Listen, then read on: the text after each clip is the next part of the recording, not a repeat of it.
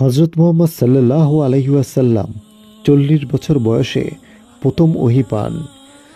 তিনি মানবজাতির কাছে আল্লাহর বাণী প্রচার ও শিক্ষা দেওয়ার দায়িত্ব পান এবং এই দায়িত্ব পালনে তিনি নিজের সর্বোচ্চ শক্তি প্রয়োগ করেন। তবে এই ওহী গ্রহণের প্রক্রিয়া তার জন্য শারীরিক ও মানসিকভাবে অত্যন্ত কঠিন ছিল। আজকের ভিডিওতে আমরা জানব কেন ওহী আসা বন্ধ হয়েছিল।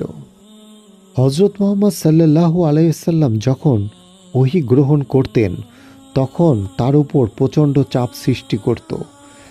হাদিসে উল্লেখ আছে যে ওহী গ্রহণের সময় তার শরীরে ভারী বোঝা অনুভূত হতো, যা তাকে ক্লান্ত ও দুর্বল করে দিত।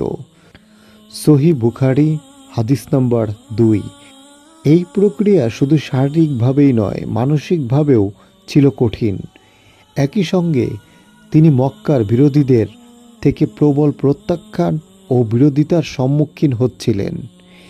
এই চাপের কারণে তিনি কয়েকদিন অসুস্থ হয়ে পড়েন এবং এমনকি রাতের তাহাজ্জুদ নামাজের জন্যও উঠতে পারেননি। হযরত মুহাম্মদ সাল্লাল্লাহু আলাইহি ওয়াসাল্লামের অসুস্থতার সময় আল্লাহ তাআলা কয়েকদিনের জন্য ওহী প্রেরণ বন্ধ রাখেন, যাতে তিনি স্বাস্থ্য পুনরুদ্ধার করতে পারেন।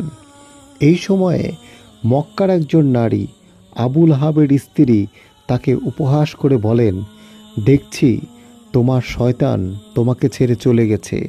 সহিহ বুখারী হাদিস নং ৪৯৫০। হযরত মুহাম্মদ সাল্লাল্লাহু আলাইহি ওয়াসাল্লাম এই উপহাসে কোনো প্রতিক্রিয়া দেখাননি। তবে ওহী না আসার কারণে তিনি গভীরভাবে উদ্বিগ্ন হয়ে পড়েন। তার হৃদয়ে ওহী গ্রহণের জন্য তীব্র আকাঙ্ক্ষা জন্মেছিল। এই সময় আল্লাহ তাআলা সূরা দোহা নাজিল করেন, যা নবীজি সাল্লাল্লাহু আলাইহি ওয়াসাল্লামের উদ্বেগ দূর করে এবং তার সান্ত্বনার কারণ হয়। শুরুতে আল্লাহ বলেন, শপথ সকালের আলোর এবং শপথ রাতের, যখন তা নিস্তব্ধ হয়। তোমার প্রভু তোমাকে পরিত্যাগ করেননি এবং তিনি তোমার প্রতি বিরূপ হননি। আয়াত ১-৩। এই আয়াতে আল্লাহ তাআলা নবীজি সাল্লাল্লাহু আলাইহি ওয়াসাল্লামকে আশ্বাস দেন যে তিনি তাকে পরিত্যাগ করেননি এবং তার প্রতি অসন্তুষ্টও হননি।